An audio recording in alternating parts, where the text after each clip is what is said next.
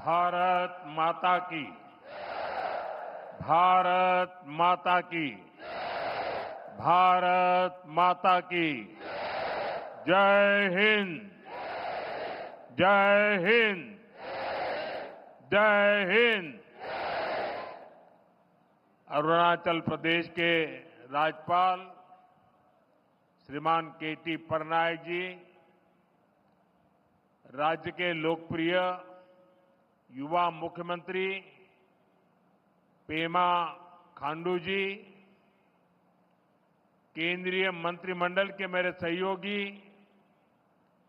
किरण रिजिजू, राज्य सरकार के मंत्रीगण, संसद में मेरे साथी नाबब रेबिया जी, तापिरगांव जी,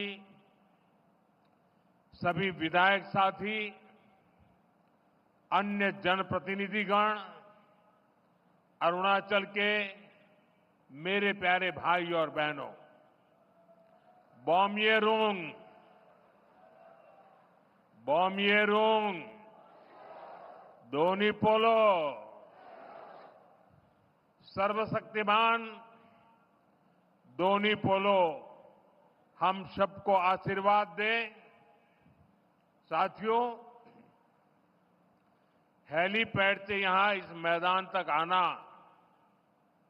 रास्ते में इतने सारे लोगों से मिलना, बच्चों के हाथों में तिरंगा, बेटे बेटियों के हाथों में तिरंगा, अरुणाचल का ये आदर सत्कार गौरव से भर देता है। और ये स्वागत इतना जबरदस्त था कि मुझे पहुंचने में भी देरी हो गई, और इसलिए भी मैं आप सबकी क्षमा मांगता हूं। अरुणाचल की ये भूमि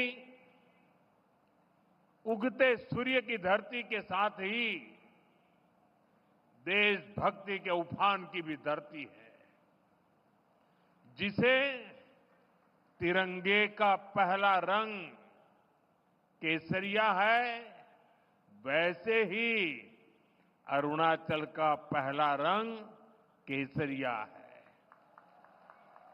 यहां का हर व्यक्ति शौर्य का प्रतीक है, सादगी का प्रतीक है, और इसलिए अरुणाचल तो मैं कई बार आया हूं, राजनीति में सत्ता के गलियारों में नहीं था तब भी आया हूं, और इसलिए यहां की ढेर सारी यादें मेरे साथ जुड़ी हुई हैं, और उसका स्मरण भी मुझे बहुत अच्छा लगता है। आप सभी के साथ बिताया हर पल मेरे लिए यादगार होता है। आप जितना प्यार मुझे देते हैं, मैं समझता हूं जीवन में इससे बड़ा कोई सौभाग्य नहीं होता है। तवांग मठ से लेकर नमसाई के स्वर्ण पगोड़ा तक अरुणाचल शांति और संस्कृति का संगम है। मां भारती का गौरव है। मैं इस पुण्य भूमि को श्रद्धापूर्वक प्रणाम करता हूं। साथियों, मेरा यहां आज अरुणाचल आना तीन वजहों से बहुत विशेष हो गया है। पहला तो ये कि आज नवरात्रि के पहले दिन मुझे ऐसे सुंदर पर्वतों के दर्शन करने का सौभाग्य मिला। नवरात्र में आज के दिन हम मां शैलपुत्री की पूजा करते हैं, और शैलपुत्री वो प्रयागराज पर्वतराज हिमालय की ही बेटी है। दूसरी वजह ये कि आज से देश में नेक्स्ट जनरेशन जीएसटी रिफॉर्म्स लागू हुए हैं। जीएसटी बचत उत्सव की शुरुआत हुई है। त्योहारों के इस मौसम में जनता जनार्दन को ये डबल बोनांजा मिला है। और तीसरी वजह है आज के इस पावन दिन अरुणाचल में विकास के ये ढेर सारे नए प्रोजेक्ट्स। आज अरुणाचल प्रदेश को पावर, कनेक्टिविटी, टूरिज्म और हेल्थ सहित अनेक सेक्टर से जुड़े प्रोजेक्ट मिले हैं। ये बीजेपी की डबल इंजन सरकार के डबल बेनिफिट का बेहतरीन उदाहरण है। मैं अरुणाचल वासियों को इन प्रोजेक्ट्स की बहुत बहुत बधाई देता हूं। यहां मंच पर आने से पहले मुझे यहां छोटे मोटे सब व्यापारियों से बातचीत करने का अवसर मिला, उनकी दुकानों में उनके प्रोडक्ट्स देखने का अवसर मिला और उससे भी ज्यादा मैंने उनके उत्साह को अनुभव किया, उनके उमंग को अनुभव किया। और ये बचत उत्सव मैं देख रहा था कि वहां व्यापारियों में, भिन्न भिन्न भांति की चीजों का निर्माण करने वालों में और आज जनता जनार्दन के इतने विशाल रूप में मुझे साफ साफ नजर आ रहा है। साथियों, हमारे अरुणाचल प्रदेश में वैसे तो सूर्य की किरण सबसे पहले आती है, लेकिन दुर्भाग्य से यहां तेज विकास की किरणें पहुंचते पहुंचते कई दशक लग गए। मैं 2014 से पहले भी यहां कई बार आया हूं, आपके बीच रहा हूं। अरुणाचल को प्रकृति ने इतना कुछ दिया है, ये धरती, यहां के परिश्रमी लोग, यहां का सामर्थ्य, यहां इतना कुछ है, लेकिन तब जो लोग दिल्ली में बैठकर देश चलाते थे, उन्होंने अरुणाचल को हमेशा नजरअंदाज किया। कांग्रेस जैसे दल सोचते थे कि अरुणाचल में इतने कम लोग हैं, लोकसभा की 2 ही सीटें हैं, तो क्यों अरुणाचल पर ध्यान दिया जाए। कांग्रेस की सोच का अरुणाचल को, पूरे नॉर्थ ईस्ट को बहुत नुकसान हुआ। हमारा पूरा नॉर्थ ईस्ट विकास में बहुत पीछे छूट गया। साथियों, आपने जब 2014 में मुझे देश की सेवा का अवसर दिया, तो मैंने कांग्रेसी सोच से देश को मुक्ति दिलाने की ठान ली।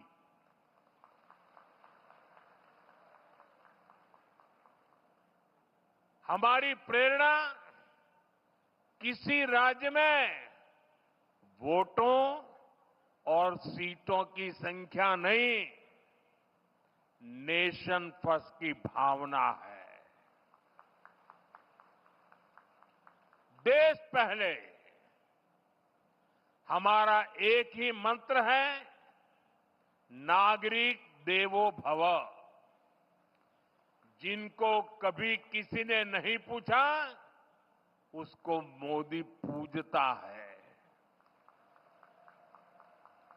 इसलिए जिस नॉर्थ ईस्ट को कांग्रेस के समय में भुला दिया गया था, वो साल 2014 के बाद विकास की प्राथमिकताओं का केंद्र बन गया है।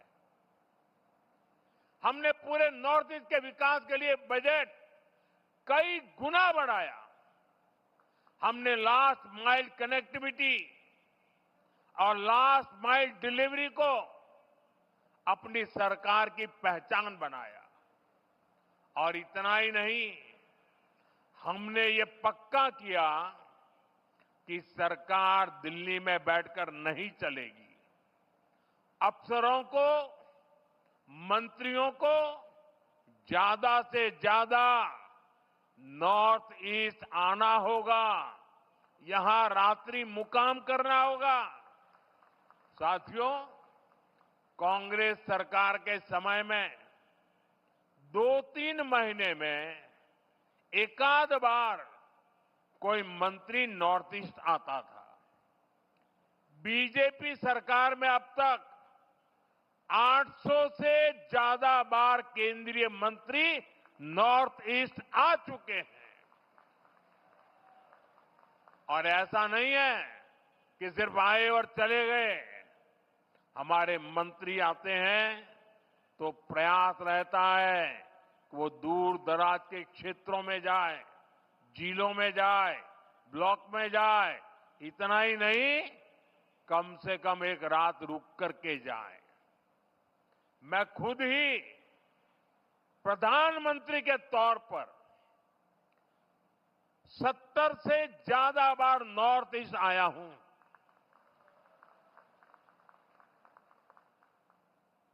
अभी पिछले हफ्ते ही मैं मिजोरम, मणिपुर और असम गया था और रात गुवाहाटी में रुका था। नॉर्थ ईस्ट मुझे दिल से पसंद है और इसलिए हमने दिल की दूरी भी मिटाई है, दिल्ली को आपके पास लेकर के आए हैं। साथियों, हम नॉर्थ ईस्ट के 8 राज्यों को अष्टलक्ष्मी के रूप में पूजते हैं। इसलिए इस क्षेत्र को विकास में पीछे नहीं देख सकते। यहां विकास के लिए केंद्र सरकार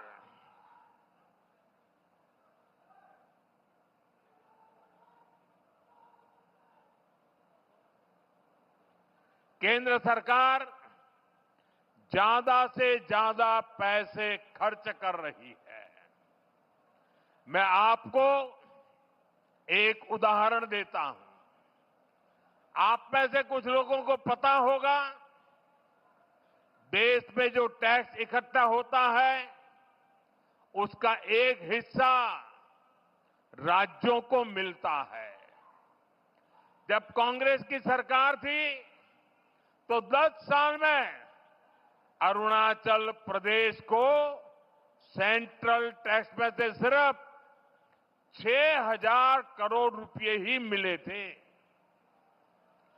जबकि हमारी बीजेपी सरकार के 10 सालों में अरुणाचल को 1 लाख करोड़ रुपए से अधिक मिल चुके हैं। यानी बीजेपी की सरकार ने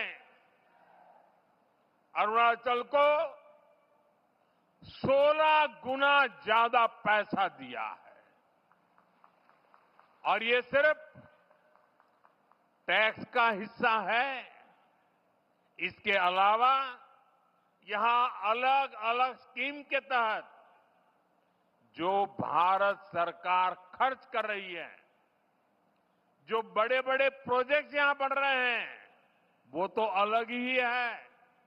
इसलिए आज आप अरुणाचल में इतना व्यापक, इतना तेज विकास होते देख रहे हैं।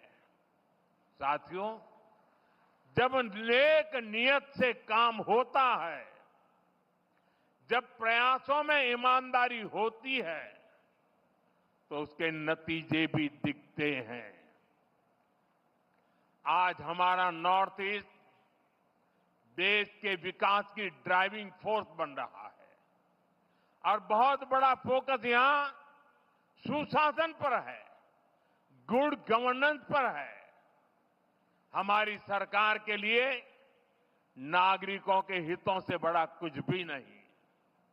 आपका जीवन आसान बने और आसान बने, इसलिए ईज ऑफ लिविंग, आपको आने जाने में मुश्किल ना हो, इसलिए ईज ऑफ ट्रैवल, आपको इलाज में परेशानी ना हो, इसलिए ईज ऑफ मेडिकल ट्रीटमेंट, आपके बच्चों को पढ़ाई में दिक्कत ना हो, इसलिए ईज ऑफ एजुकेशन, आपको व्यापार कारोबार में परेशानी ना हो, इसलिए ईज ऑफ डूइंग बिजनेस। इन सारे लक्ष्यों को लेकर यहां डबल इंजन की बीजेपी सरकार काम कर रही है। जिन इलाकों में पहले कोई सड़कों की सोच भी नहीं सकता था, आज वहां अच्छे हाईवे बन रहे हैं।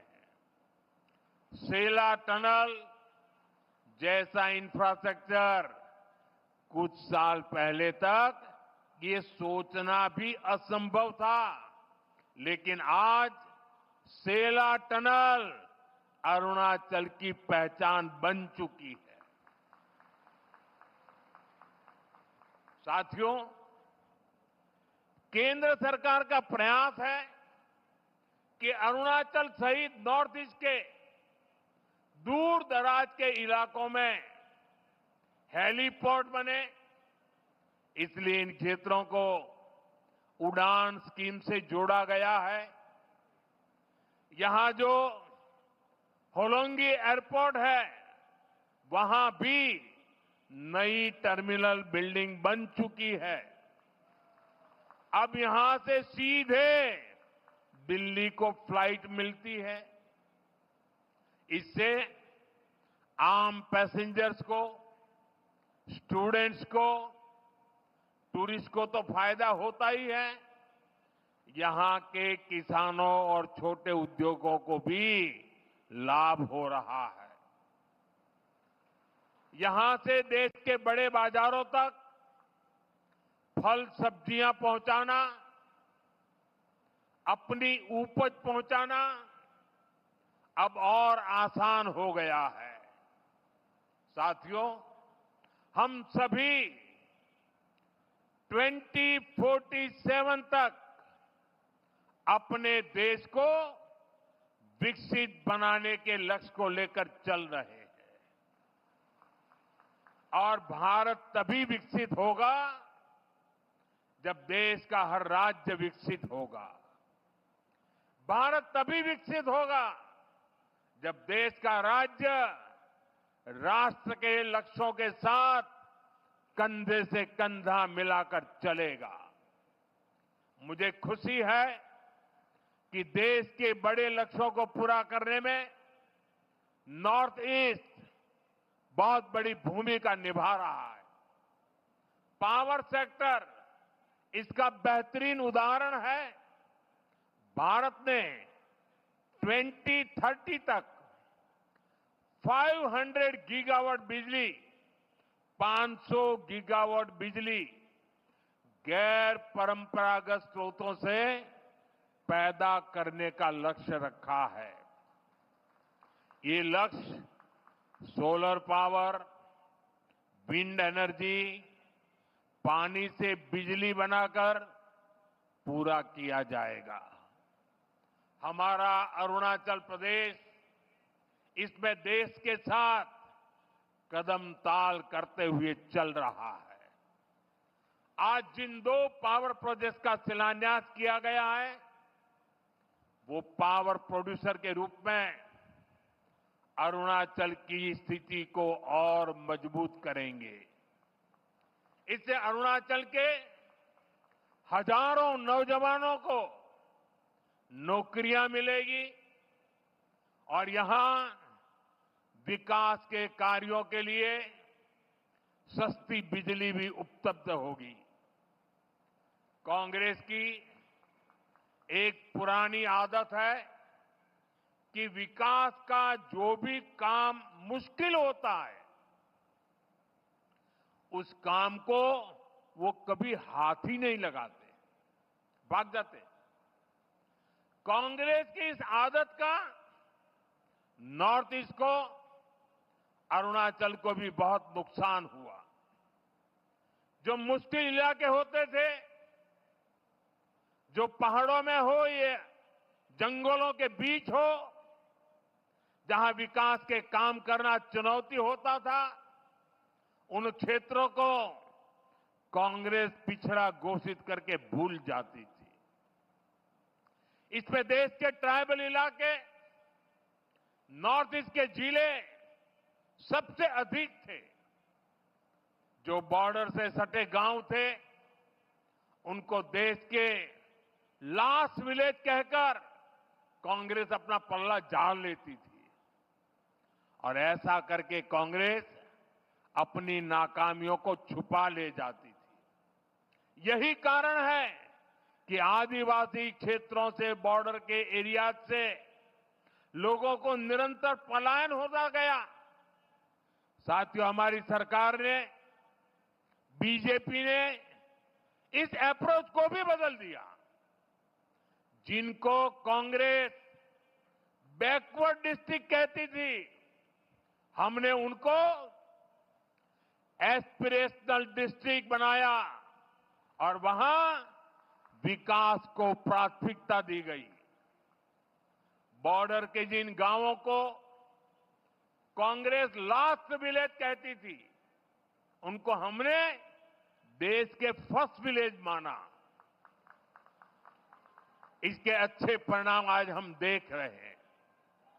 आज बॉर्डर के गांवों में विकास की नई रफ्तार देखी जा रही है। वाइब्रेंट विलेज प्रोग्राम की सफलता ने लोगों का जीवन आसान बनाया है। अरुणाचल प्रदेश के भी 450 से अधिक ऐसे बॉर्डर विलेजेस में तेजी आई है। वहां रोड, बिजली और इंटरनेट जैसी सुविधाएं पहुंची है। पहले बॉर्डर से शहरों की तरफ पलायन होता था, लेकिन अब बॉर्डर के गांव टूरिज्म के नए केंद्र बन रहे हैं। साथियों, अरुणाचल में टूरिज्म के लिए बहुत संभावनाएं हैं। जैसे जैसे कनेक्टिविटी नए नए इलाकों को जोड़ रही है, वैसे वैसे यहां टूरिज्म बढ़ रहा है। मुझे खुशी है कि बीते दशक में यहां टूरिस्ट की संख्या में 2 गुनी वृद्धि हुई है। लेकिन अरुणाचल का सामर्थ्य नेचर और कल्चर से जुड़े टूरिज्म से भी कहीं ज्यादा है। आजकल दुनिया में कॉन्फ्रेंस और कंसर्ट टूरिज्म की भी बहुत बाढ़ आ रही है, बहुत बढ़ रहा है। इसलिए तवांग में बनने जा रहा आधुनिक कन्वेंशन सेंटर अरुणाचल के टूरिज्म में एक नया आयाम जोड़ेगा। अरुणाचल को भारत सरकार के वाइब्रेंट विलेज अभियान से भी बहुत मदद मिलेगी।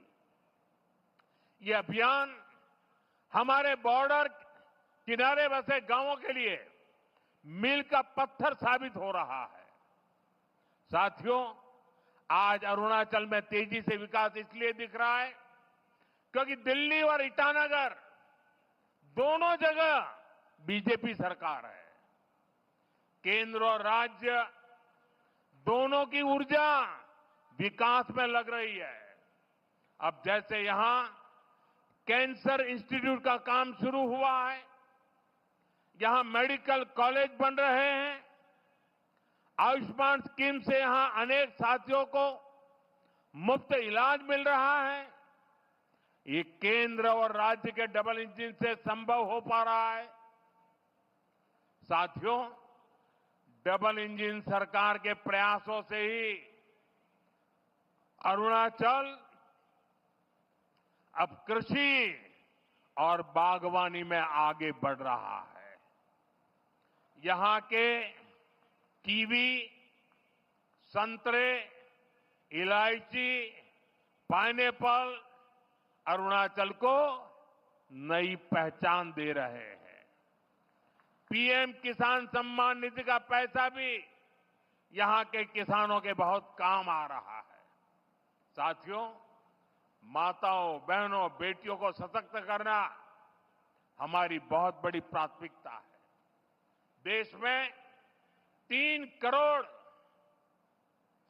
करोड़ लखपति दीदियां बनाने, ये बहुत बड़ा मिशन है, लेकिन ये मोदी का मिशन है। मुझे खुशी है कि पेमा खांडू जी और इनकी टीम इस मिशन को भी गति दे रही है। यहां बड़ी संख्या में वर्किंग वुमेन हॉस्टल बनाने का जो काम शुरू हुआ है, उससे भी बेटियों को बहुत सुविधा होगी। साथियों, यहां बहुत बड़ी संख्या में माताएं बहनें आई हैं। मैं आपको जीएसटी बचत उत्सव की फिर से एक बार बधाई दूंगा। नेक्स्ट जनरेशन जीएसटी रिफॉर्म का भी बहुत बड़ा फायदा उन्हें ही मिलने वाला है। आपको अब हर महीने घर के बजट में बहुत राहत मिलने वाली है। किचन का सामान हो, बच्चों की पढ़ाई की चीजें हो, जूते कपड़े हो, अब ये और सस्ते हो गए हैं। साथियों, आप साल 2014 के पहले के दिन याद करिए, कितनी सारी परेशानियां थी। महंगाई आसमान छू रही थी, चारों तरफ महा घोटाले हो रहे थे, और तब की कांग्रेस सरकार जनता पर टैक्स का बोझ बढ़ाती ही जा रही थी। उस समय साल में 2 लाख रुपए कमाने पर भी इनकम टैक्स लग जाता था। ये मैं 11 साल पहले की बात कर रहा हूं। 2 लाख रुपया अगर कमाया आपने तो आपको इनकम टैक्स देना पड़ता था। और आम जरूरत की कई चीजों पर कांग्रेस की सरकार 30% से अधिक टैक्स लेती थी। बच्चों की टॉफी पर भी इतना टैक्स लगाया जाता था। साथियों, तब मैंने कहा था, मैं आपकी कमाई और आपकी बचत दोनों को बढ़ाने का काम करूंगा। बीते सालों में देश के सामने अनेक बड़ी बड़ी चुनौतियां आई, लेकिन हम इनकम टैक्स घटाते गए। इसी साल हमने, अब विचार कीजिए, 11 साल पहले 2 लाख, इसी साल हमने 12 लाख रुपए तक की वार्षिक आय पर इनकम टैक्स 0 कर दिया।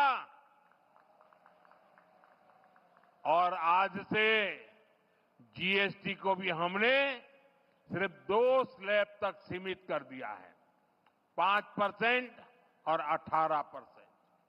बहुत सारी चीजें अब टैक्स फ्री हो गई है। बाकी सामान पर भी टैक्स बहुत कम हो गया है। आप आराम से अब अपना नया घर बना सकते हैं।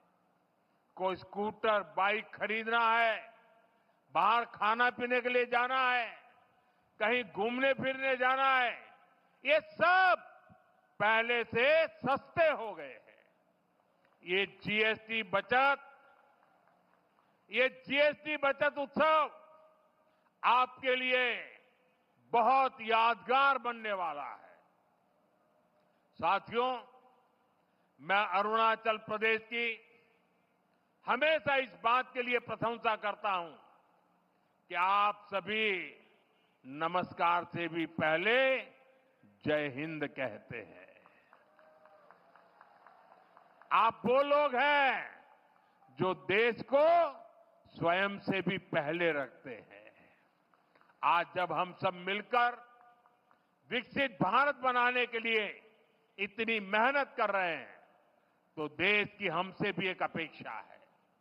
ये अपेक्षा है आत्मनिर्भरता की। भारत विकसित तभी होगा जब भारत आत्मनिर्भर होगा। और भारत की आत्मनिर्भरता के लिए जरूरी है स्वदेशी का मंत्र। आज समय की मांग है, देश की मांग है कि हम स्वदेशी अपनाएं, खरीदे वही जो देश में बना हो, बेचे वही जो देश में बना हो, गर्व से कहें ये स्वदेशी है। मेरे साथ बोलेंगे? आप लोग मेरे साथ बोलेंगे?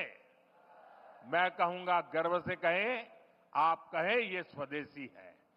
गर्व से कहें,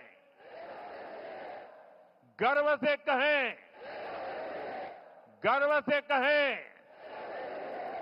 इसी मंत्र पर चलते हुए देश का विकास होगा, अरुणाचल का, नॉर्थ ईस्ट का विकास तेज होगा।